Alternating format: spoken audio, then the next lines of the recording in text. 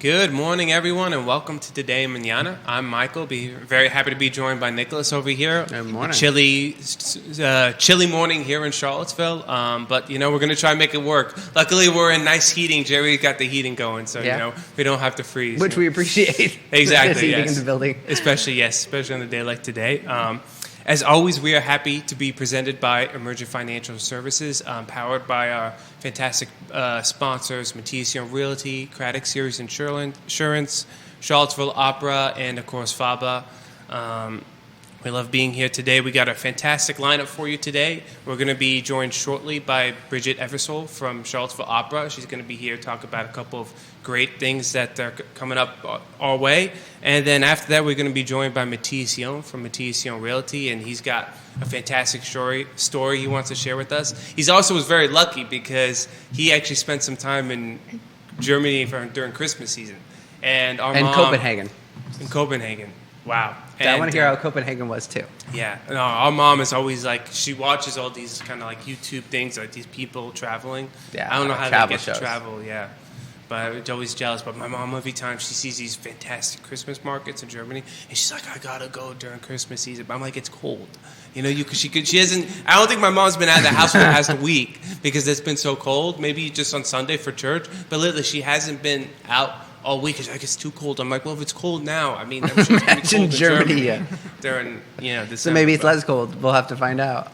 Well, maybe right now, but I'm sure, I don't know, we'll ask Matthias. Well, hopefully Matthias gives the right answer. He's like, actually, it's warm. You don't realize how warm it is in Germany. It's like, oh, okay. Well, sometimes you have to be careful when you ask people who are from the regions, whether it's cold or warm, because my dad always tells a story when he used to live in Brooklyn. He had a neighbor who was from Russia, right? And one time, my mom and dad were kind of at home. They were freezing because it was 30 degrees in New York, and they look outside, and the lady, I guess the wife who was from Russia, was outside. She was in shorts and a tank top, and my parents are like, "What the heck? They're crazy."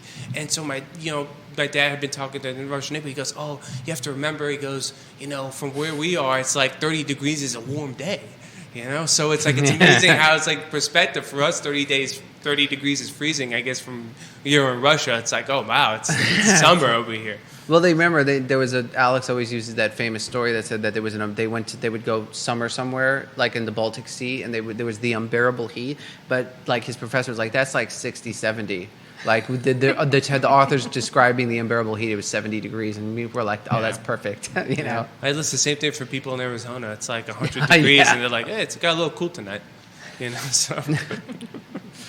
But I don't know about you, Nick. You ready to jump into our guest? Yeah, absolutely. All right. So we are very happy to be joined by Bridgid Eversole from Charlottesville Opera. Bridgid, wonderful having you on. Thank you for coming. It's great to be here. Thank you for having me. Did you have a good Christmas season? I did. It was nice and relaxed and lots of time with family, which is good. You're relaxed, and now you got to gear up. Now you just got to go full force. I know. I don't know if we had as much wonderful food as you. I know. I feel bad. Yeah. We did have lobster, though. Well, there's lobster, yeah. I was going to say, the thing is that is the Urpís are 80% about food, so that's part of the problem is you have to be prepared to be at the table for hours on end, right? Because we only eat and drink, and then that is the holiday, and then there's a little bit of presents, and then there's more food, and it's that's what we do. As it should be. Your present becomes the food at that point. Yeah. It's what do you want for Christmas? A nice meal. That's what you end up getting. So I would like an invitation to the house next year. A lot of people are trying to get it every time we share. I don't think Mama Urpí can handle it because the problem is we try to offer to help cook, but the problem is A, she's no, because she's got to do everything herself, and B, on the flip side, nobody's as good. So of course, it's who wants our cooking? We can get Mama's cooking. That's true. That is true. I always try to, I tell my mom, I said, try not to cook too much stuff because then she feels like she's in the kitchen all day. Right. I said, you're in the kitchen all day cooking. I said, try to cook a little less, but... I'm no, more. Yeah, but my mom's Italian, so there's never enough food. There's been times Christmas meals where it's the table is full of food. She's like, did I make enough? I'm like, man, we got leftovers for 3 days. You made too much. My best friend growing up, her family was Italian, and the day after Thanksgiving, her mom started preparing for Christmas, and we were always the poison testers, and that was really wonderful, especially with the cookies. That was my favorite. That's a wonderful. Try. Is it good enough? Yeah. No, I kind of need another. Yeah, I never. Yeah, I was missing something. Do it again. Yeah. But I know, Bridgid, we have you here because I know you got a big event coming up, and I know you kind of wanted to share a little about it. So can you tell us a bit about what's it called? Sing Me a Story, Your Journey to the Stage. Sing Me Your Story, The Journey to the Stage. So last year, Charlottesville Opera started with Sing Me Your Story, Finding Your Voice, and we're hoping to turn this into a trilogy, really. So this is our second series, and we are inviting kids from grades 3 through 8 to come and learn about opera, and not just about what you see on the stage, but all of the behind-the-scenes actions too, and just what a team it takes to put on this magical production. And so we're really excited about it. So the last event was about finding your voice. Kind of what did the kids kind of learn during that one? Yeah, so what we talked about with the singers, with the behind-the-stage team was all about how did you get into opera? How did you, when did you find your voice? Whether it was, I was in math class and I really liked seeing how these angles came together, but I like art. Oh, I could be a lighting designer and something like that. Or one of our singers started out in violin and just never wanted to practice, and then she learned about singing, and she said, "Oh my gosh, this is it." So she found out that was a little easier, right? I don't know if it's easier, well, but I mean, violin, you don't have to carry around your instrument. Yeah, I know, but playing an instrument, at least singing, yes, you have to do a lot of work, but you don't have to learn a new instrument. You kind of know how to use your voice. I actually don't think you do. I think singing is harder. Yeah, but that's because you can't sing. That's exactly why. I think singing is harder. Yeah, if I press the violin either. I know, but if I press the key on the keyboard, it always makes the same sound. And if there's something wrong with it, it's the piano and not me. Yeah, well. I don't know. Sorry, anyway. Yeah, no. Anyway, so it was just showing how everybody found their way to the stage in different ways, and that's kind of what we're building upon. The same idea of everybody has a different background. I'm really excited. The program's going to be starting out with, some people found their journey to the stage through church and singing in church. So we have spirituals and Jewish folk songs, but then we also have music theater we're including, and just regular classical art song, and showing how all of these different paths led to the stage. And again, talking to the wig and makeup designer and director and different people. So just showing that everybody has a voice on the stage, and it's important. Everybody has something to say, and we're all part of the team. So when there's a production for a musical and opera, how many people, I know this might be a little too specific, but how many people kind of are involved in a production? Well, I think if I recall, Leanne, our general director, I believe she said that we go from a staff of 5 people during the year to over 140 people in the summer. Wow. So it's a pretty big jump. So these kids kind of get to see all the different areas where if they're interested in, music, whether it be musicals or opera, they can kind of get a sense of, it's like, okay, this is something I can do. Mm-hmm. That's exactly it. And showing that, it's not always a clear path. Yeah. And but there's a place for everybody on the stage. And again, it doesn't mean that you have to be a singer. You can be a violinist or, a stage director. Or you just might be really good at organizing things or about leading people. And so there's a place for everybody. Okay. And so when you have these kind of students, what's the biggest impact you kind of want to make? Because we're talking about, grades from 3 to 8, so kind of between the 9, 10 to 14 range. What's the biggest takeaway you kind of hope that they get from this event? Well, I just, I wasn't exposed to opera until I was in college. And I think it was always this mystery to me. What is opera? And I definitely did not have a clear idea of what it was. And it was a little overwhelming and kind of, I just didn't think it was anything that would ever appeal to me. And then I actually saw Carmen, that was my first one, which is our main stage this year.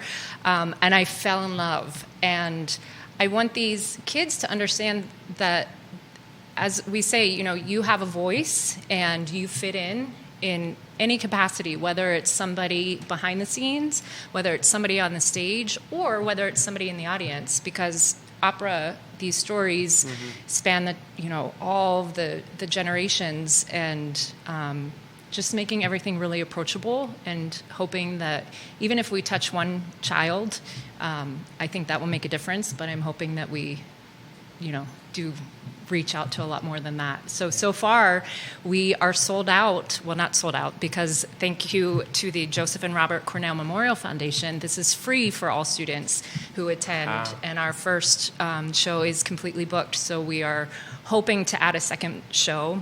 Oh my goodness. Because there is a waiting list. So that's a really wonderful problem to have. How many folks are you expecting? Well, the cap was 950, I believe. Ooh. So that's a lot of kids. It's a lot of kids. Wow.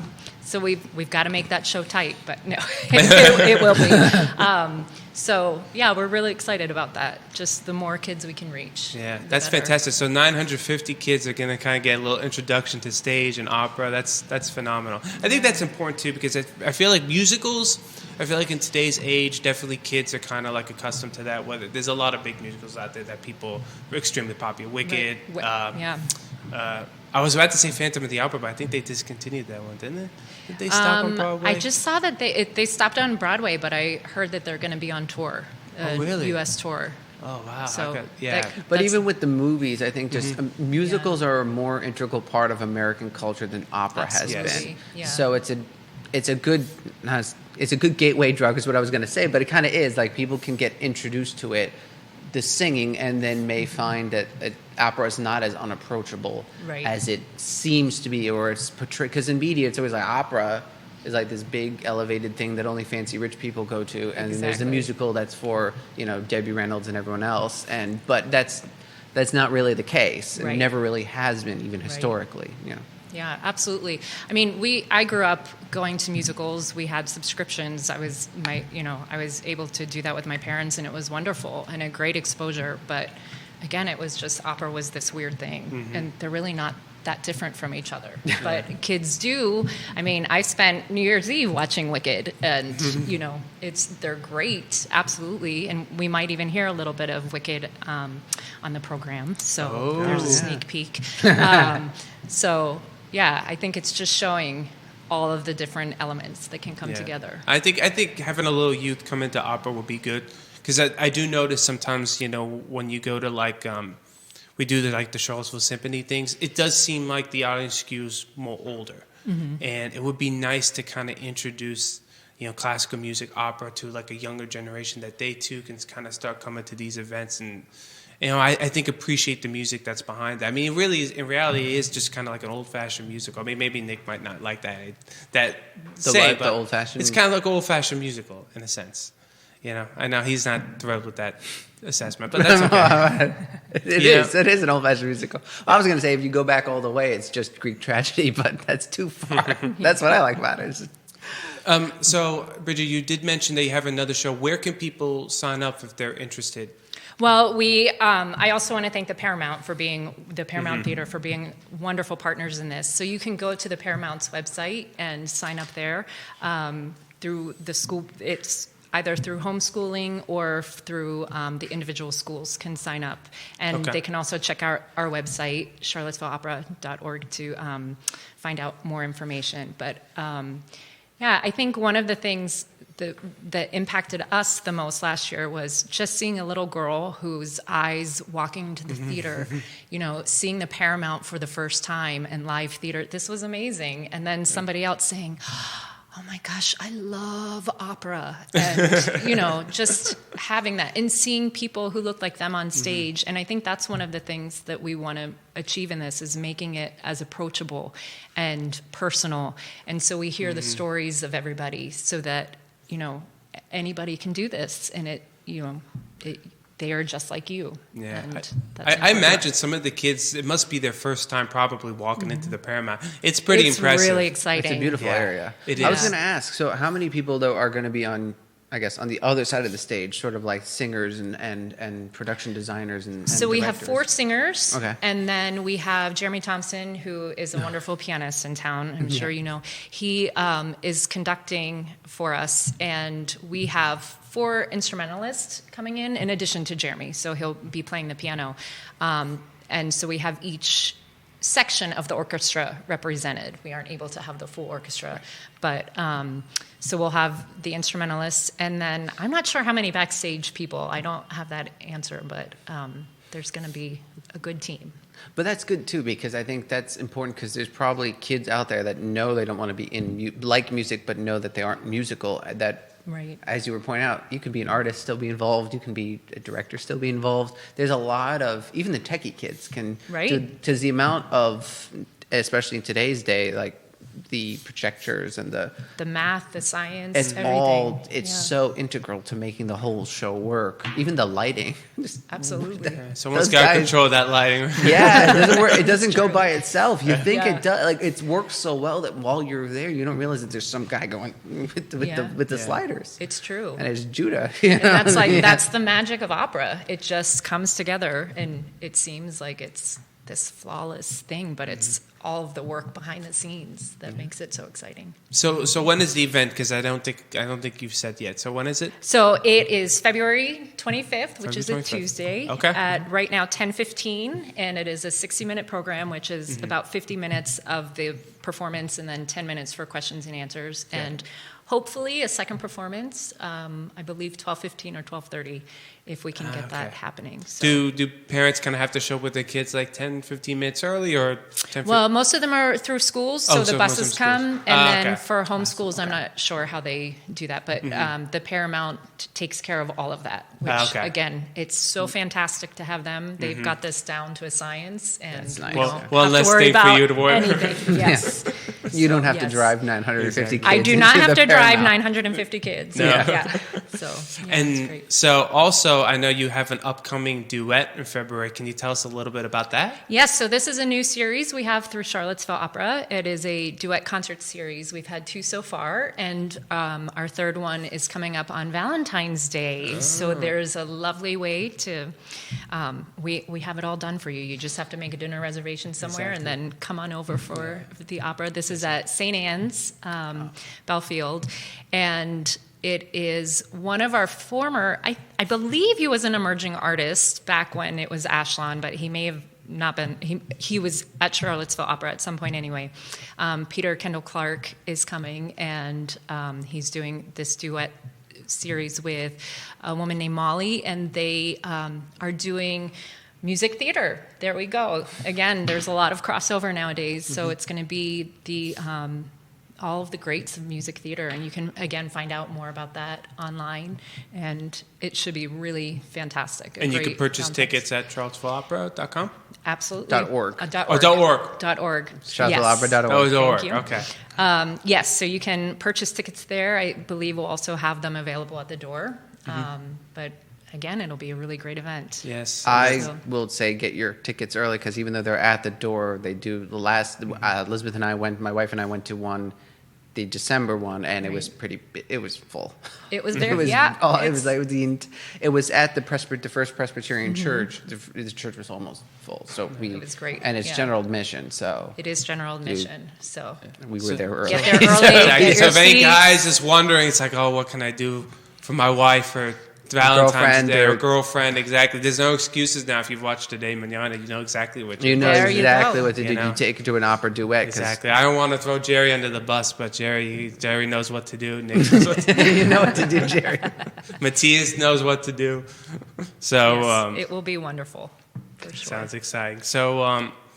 So thank you, Bridgid, so much for coming on. So Thank I'll just do a you. quick rundown before I end your interview. So Sing Me a Story. That is February 25th, correct? On a Tuesday at 10:15, and then potentially another one at 12:30, or for sure another one at 12:30. Potentially. Potentially. Yes. Okay, We'll know for sure in the coming days. got it. But you could So- go to charlottesvilleopera.org to look for that there. Yes, or Okay. to the Paramount's website Or to under the their Paramount's education. website. Yeah. Under their education. And then the duet on February 14th.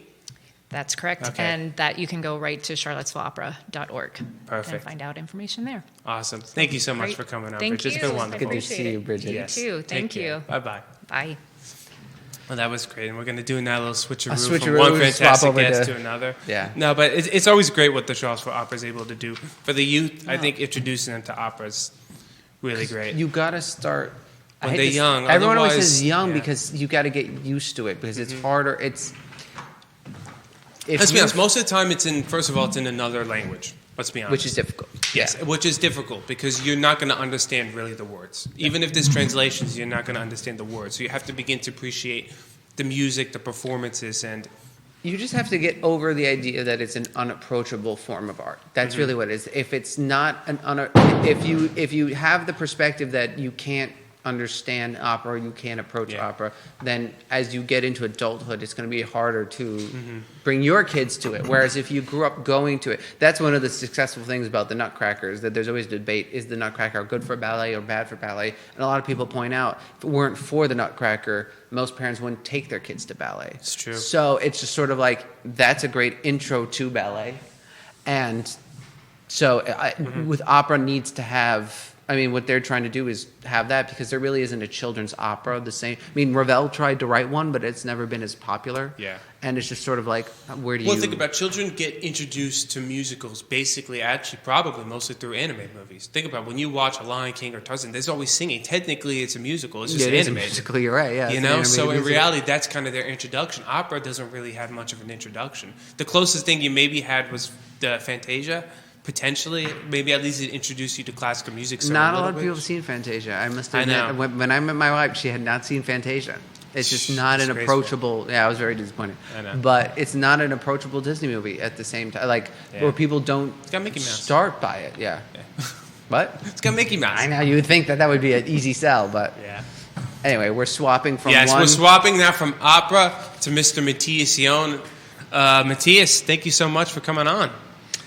Thanks for having me again. You know, we're gonna Even in pick on you. 2025, I'm still allowed here. He's still alive, yes. We're gonna for the pick time on you a being. little bit. We're gonna pick on you a little bit because we were a little jealous because we heard rumors that you were in Germany during Christmas season, and we had some jealous Urpies around here, kind of knowing what it was like, what the Well- experience was like. So I wonder if you could maybe share a little bit. Now you know how I felt when all of you guys went to Italy in the summer last We year. invited While you. I was You here in didn't- the humidity. No, You didn't get the invitation?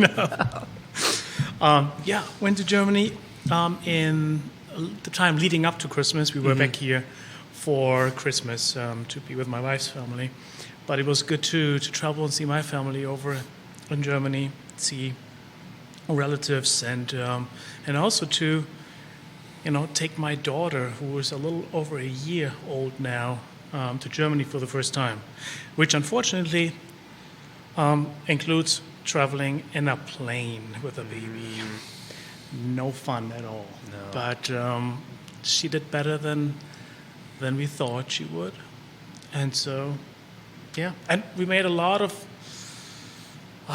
progress in terms of learning how to travel with a baby. You know, a lot of lessons learned for the next time, and I know now that I have to plan less activities when traveling with a baby because you only have this time window between 12 and 3 p.m. each day between the two major naps to do anything.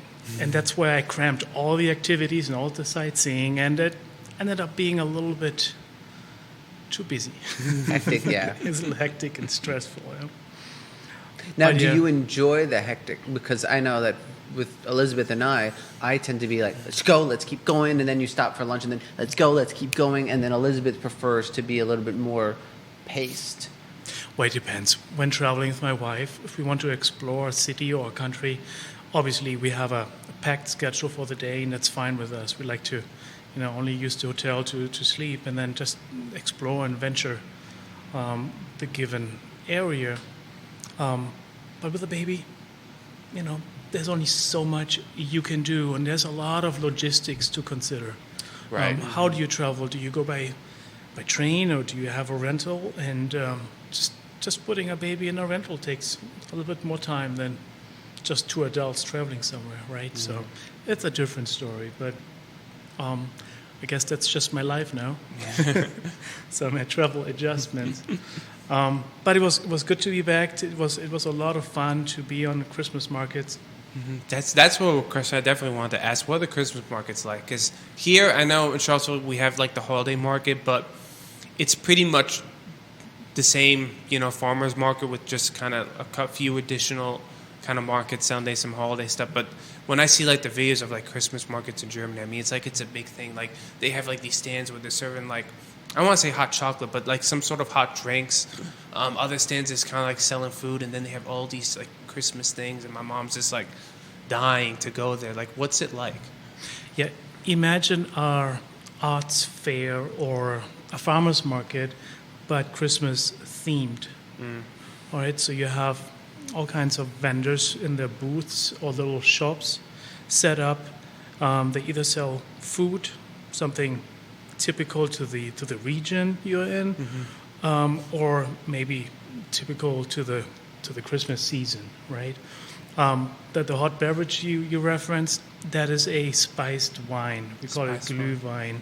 And there are variations of this with and without alcohol, but also honey-infused ciders and just hot spiced beverages. That's what you traditionally drink on a Christmas market. And wherever you go in Germany or just countries in Central Europe, you find those Christmas markets downtown in different areas of the city.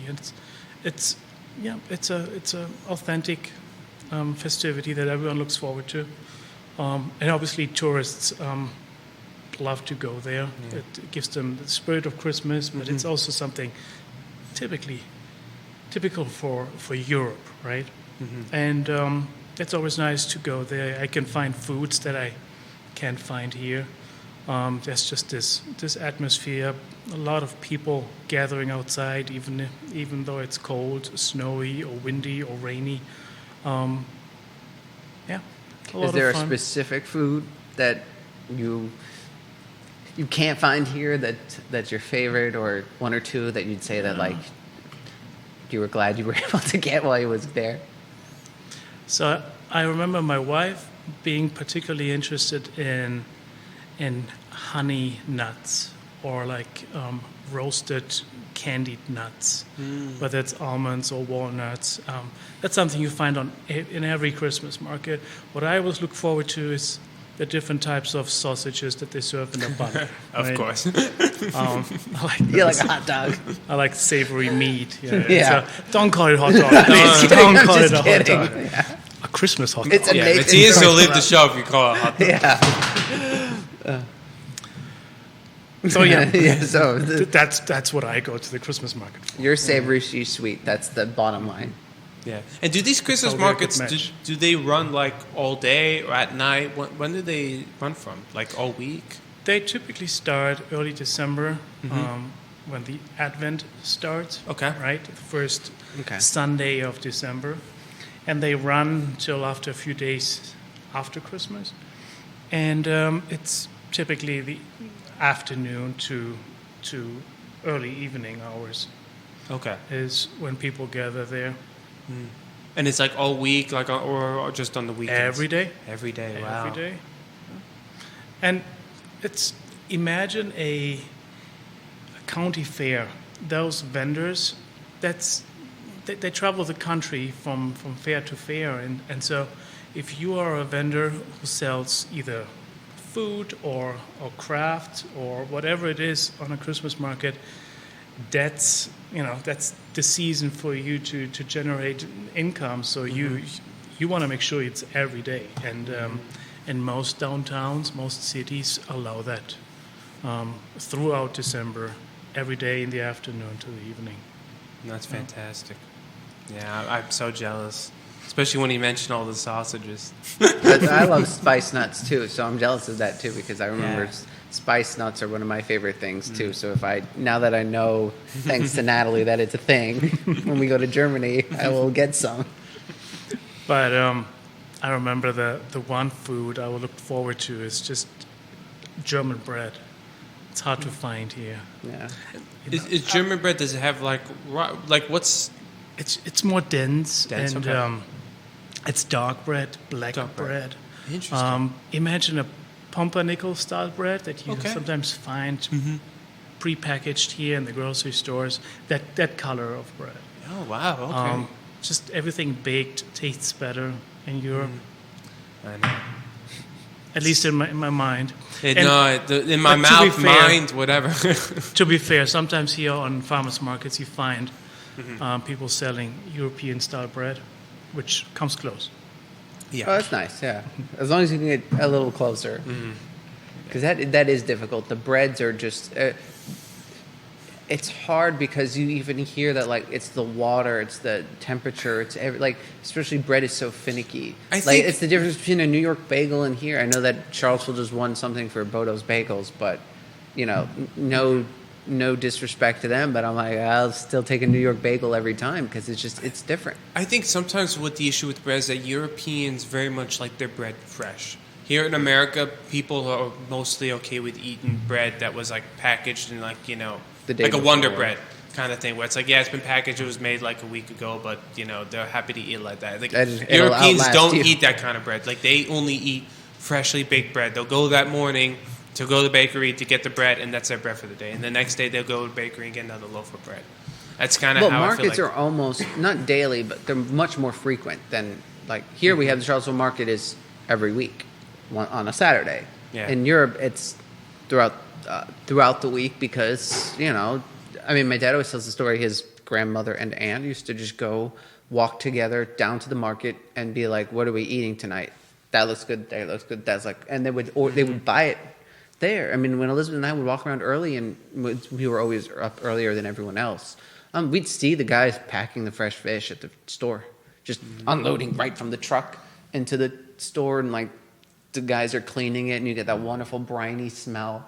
For me, it was like, oh, Well, that's it's because amazing pre-breakfast. in Europe they did a good job of not having too many what we would call supermarkets. Yeah. You know, they have specialized little stores and like the butcher, the fish guy, you know, the bakery, right? Here in America we have supermarkets, and it's great to have one place where you have everything, but because of that, you kind of eliminate all the smaller people who would be just, I'm just a butcher, I'm just a fish guy, I'm just a, you know, bread Part guy. of it is that they couldn't because of the size of the storefronts, right? I mean, Yeah. you can't tear down a Baroque But I also think they building. made an effort. I think in Italy, like specifically, they made an effort that's like some people are like, oh, they should open up like a Walmart version. They tried to- Italy's like, no, Yeah, absolutely they not. banned Whole Foods or something. I can't Yeah, remember. They like, tried of to like, course. yeah, they went out of their way. It's like Whole Foods for us is we're trying to get closer to Europe, and they're like, no, we don't want that here. But I think we have to make a distinction between urban areas and then that scenario, that idyllic small country store scenario that you're describing, that you do still find in Europe, but it's less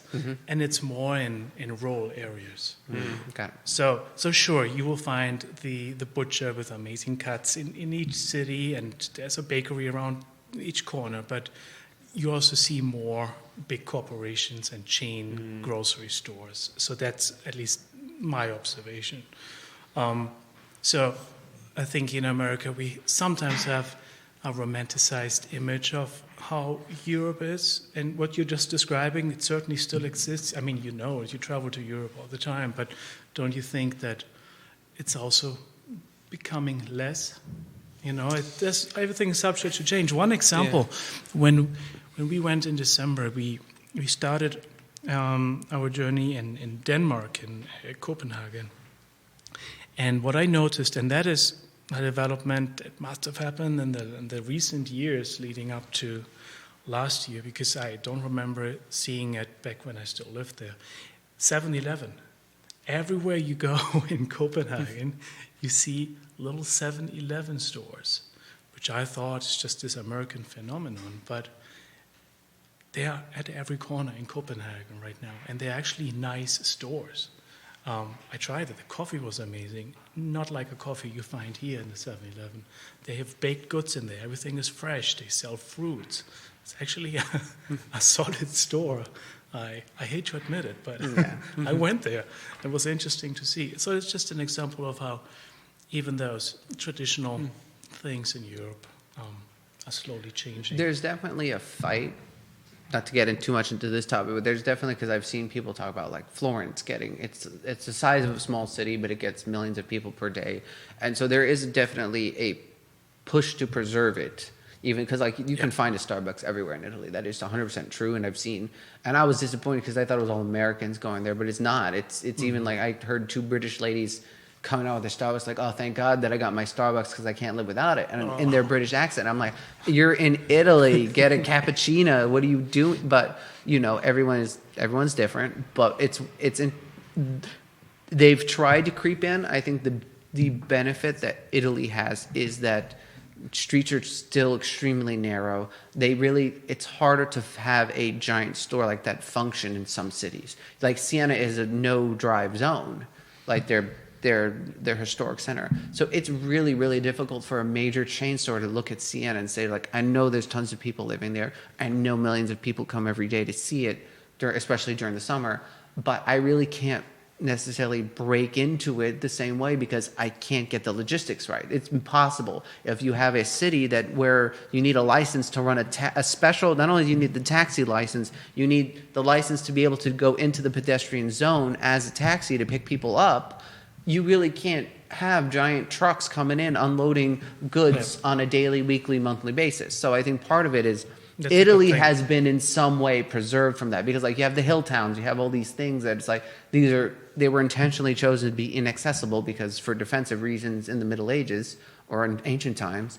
But now what you've made they are still inaccessible to larger corporations because they can't make the logistics work. So in some areas you can do, unfortunately with some places like Germany and France, they got bombed in World War II, cleared out, and now it's like, okay, well, we can rebuild however we want.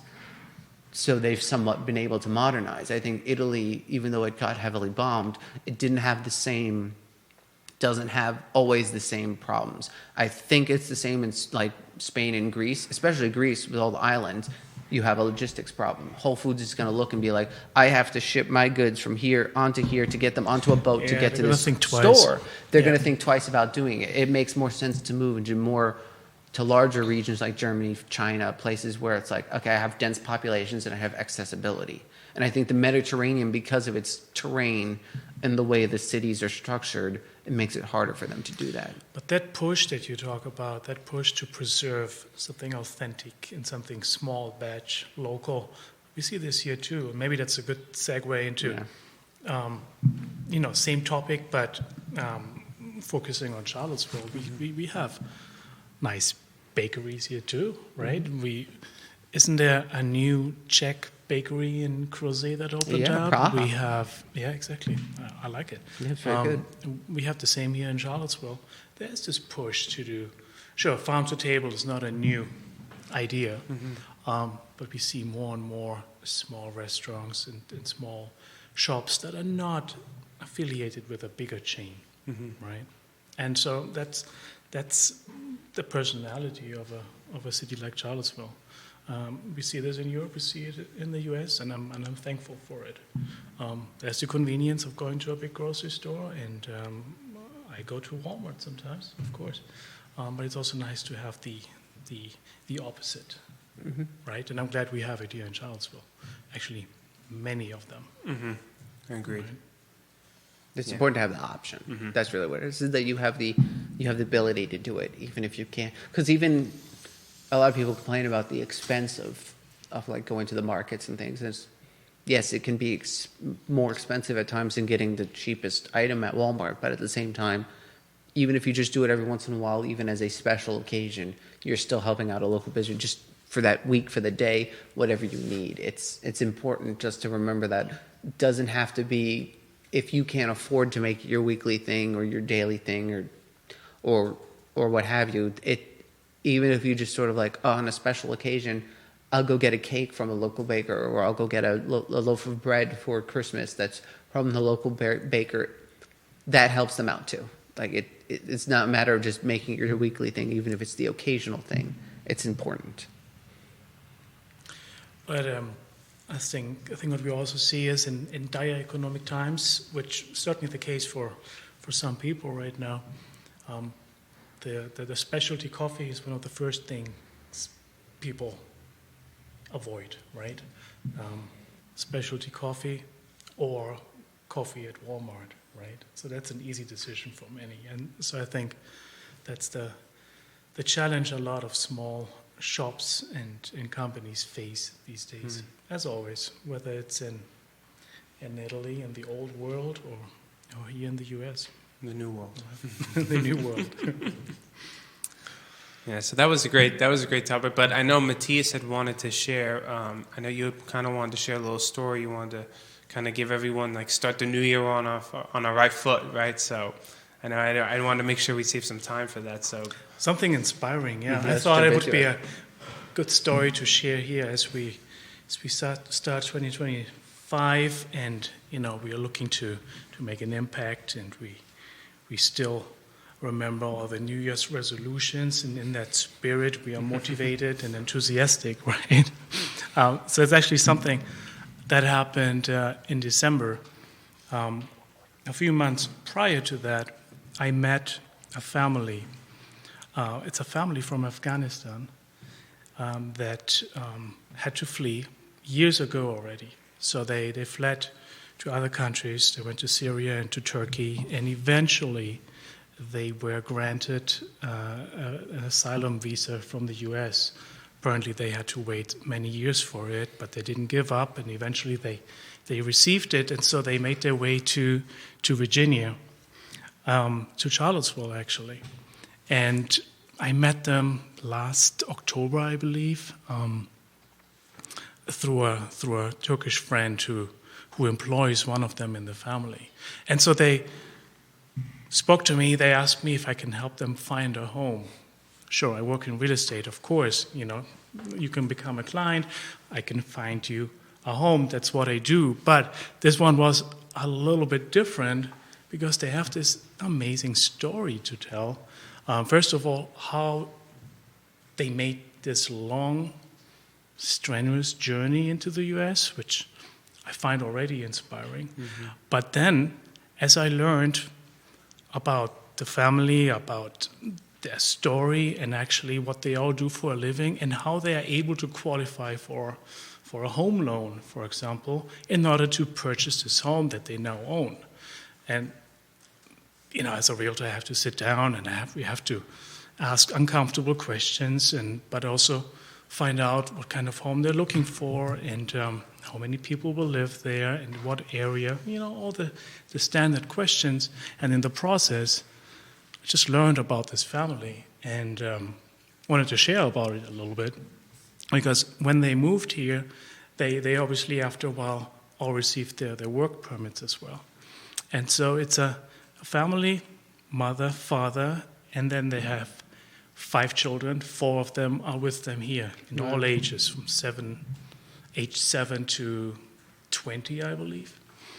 And of course, the younger ones go to school here, but the older ones, while they're waiting for PVCC or UVA and so on, they all have jobs here. They work at Walmart, they work in restaurants, they work at Wegmans, whatever they could find. They have a handyman job as a side hustle. Wow. So they're really hardworking people.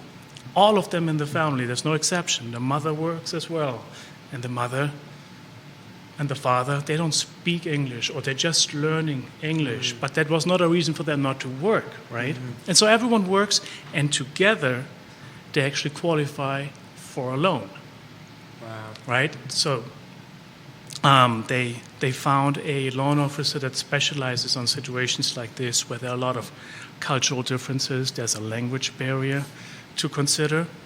And it was just a fascinating process and inspiring, I think, as a story, how they all chipped in, and together as a family, each individually, but together as a family, they qualified for the loan. And then in December, we were able to close on a brand new house up in Greene County. It's a new construction, like 4 bedrooms. So everyone has their own separate bedroom.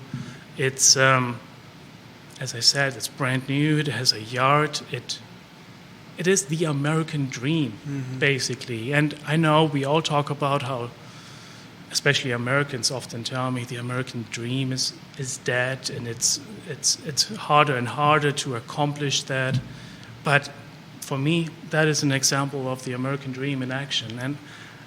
And I acknowledge that it sounds a little cheesy, but I find it an incredibly inspiring story. Especially in a city like Charlottesville, we have a lot of immigrants here from all parts of the world. We also have refugees here. I believe Harrisonburg and Charlottesville are refugee hubs in Virginia, with a higher concentration of those. And I've known about it, I've seen them, and at one point I volunteered at the international, the IRC, International Refugee, I forgot the exact name of it. Yeah. So we all know that it exists, but I was never that close to one of them. And I wanted to share it because it teaches me, and I believe others, a valuable lesson. Just talking to the members of this family, how motivated and also grateful they were just to be here, to be given the opportunity. I've never before heard someone speak so enthusiastically about being able to pay taxes, right? To have 3 jobs. They were happy about it. They all work 12, 14 hours a day, but that's how they're able to maintain a family, and that's how they're able to qualify for a loan, right? And there were a lot of obstacles along the way, believe me, whether it's the language barrier, oftentimes we had someone translating. Of course, the younger ones, they go to school here, so they speak English, and they could translate between the parents and me, because, to no surprise, I don't speak Afghani or Urdu. But then also topics like septic system, right? Yeah. So if you come from Afghanistan or in the Middle East, chances are you're not familiar with the American septic system. Or even a city sewer, and all those topics along the way, they were observing how the house was finished, completed. So many questions when we sat down with the builder, just to explain to someone unfamiliar with American real estate, with American processes of construction, everything related to building a home and then purchasing a home, right? If I worked with you, it would be a very different conversation, an easier conversation, because you bring a lot of knowledge already to the table. And that's one of those obstacles that I talked about earlier. But we overcame all of them, and it was a wonderful experience for me. And that's the inspiring part that I wanted to share, especially as we sit here comfortably in an affluent area in Virginia, right? And at the same time, we complain about the challenges that we face individually or as a demographic or whatever it is. And then compared to the story and the experience of this particular family, it's a little humbling sometimes, and at the same time inspiring. I don't know how you perceive that, but that was a once-in-a-lifetime experience for me. I think it will always serve as an example of, discipline and ambition and endurance and just overcoming obstacles for whatever it is in life. And I sound a little bit like a motivational speaker right now, but I think that's exactly what it is. It gives me motivation and inspiration. Well, it's better than a motivational speech because it's real. And one of the things you mentioned, like, it sounds cheesy, but if you're living it, it's not cheesy. It's completely different. Then you don't see it as cheesy when you're the one who has to go through it and then overcome. Then it just seems like this is just the things that we take for granted are things which are so important to somebody else, and they're things that they never thought they'd have, and so it becomes a gift. Mm-hmm. I think sometimes in America we are spoiled because you have to look at everything from a perspective, and I think we can go a kind of situation where it's like we're used to eating, for example, 3 loaves of bread for dinner, and then suddenly we go down to 2 and like, oh my gosh, we're starving. But then there are other people who have 0 loaves of bread to eat for dinner, and then suddenly come to America, give them 1, and they're like, oh my gosh, we're so full, we're so grateful. You kind of lose perspective with the fact that, people kind of are, the way we live life here, and I hate to use the word spoiled, but we're very, what's the word I'm looking for?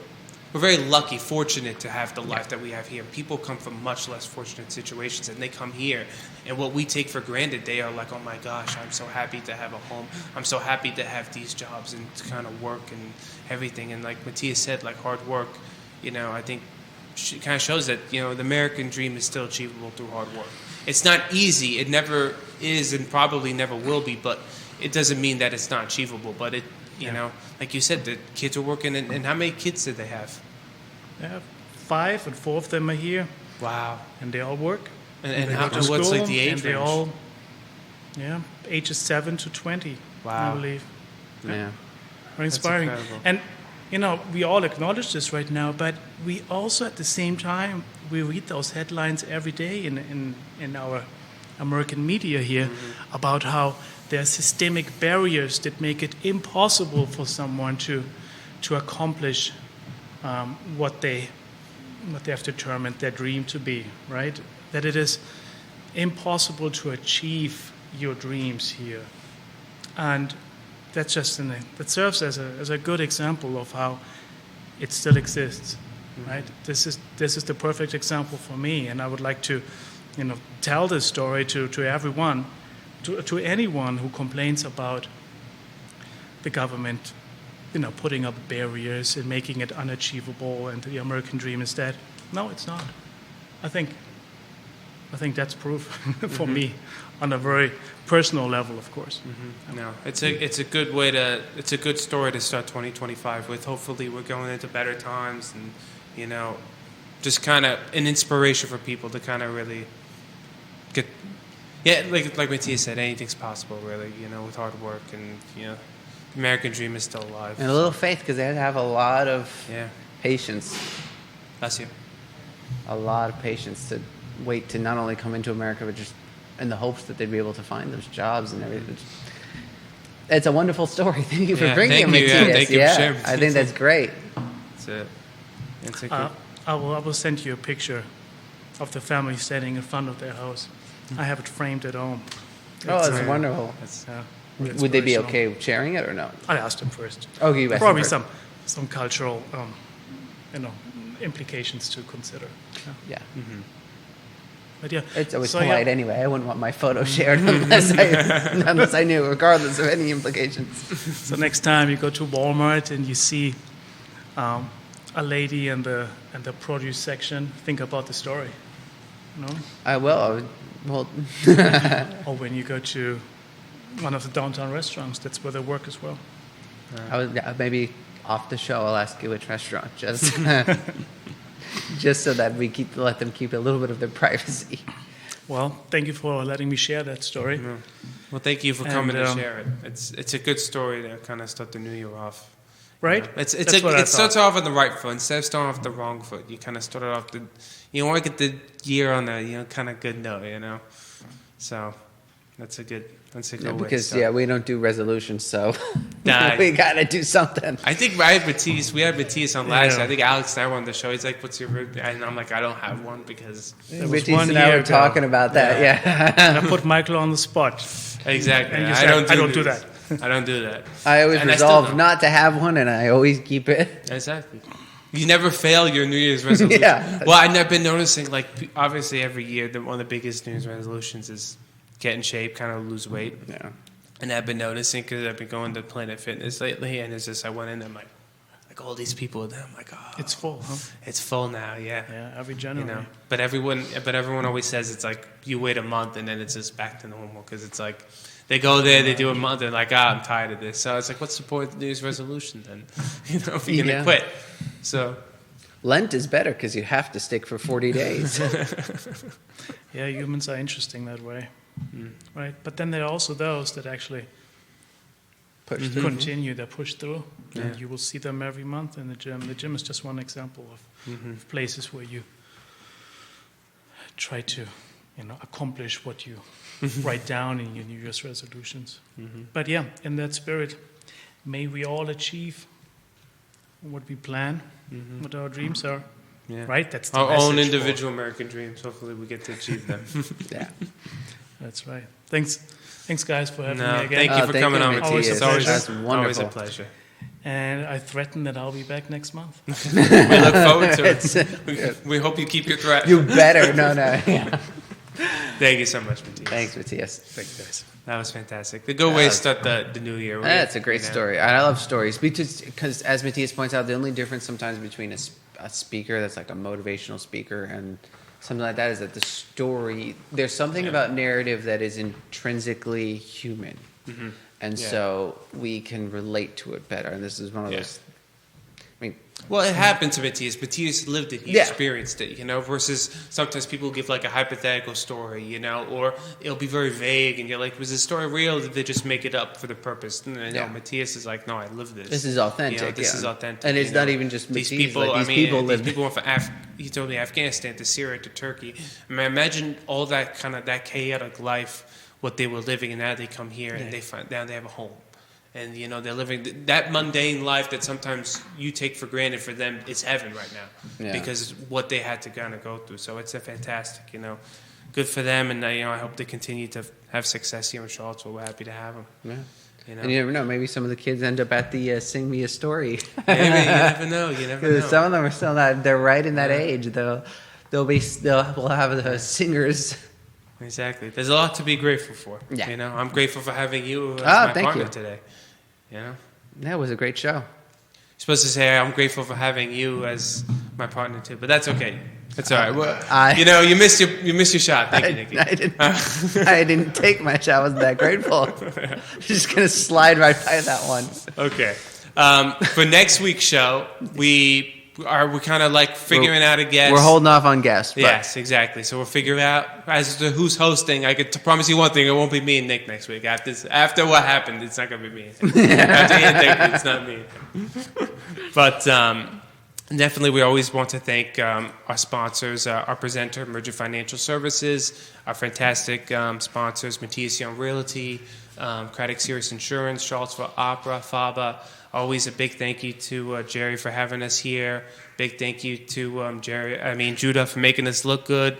Thank you to all our viewers. Did we have? No, we had a number of viewers, but Okay. Thank you to all of the viewers who watched, liked the show. Big thank you. Hopefully everyone will have a great start to the new year. We look forward to seeing you next time. But until then, hasta mañana.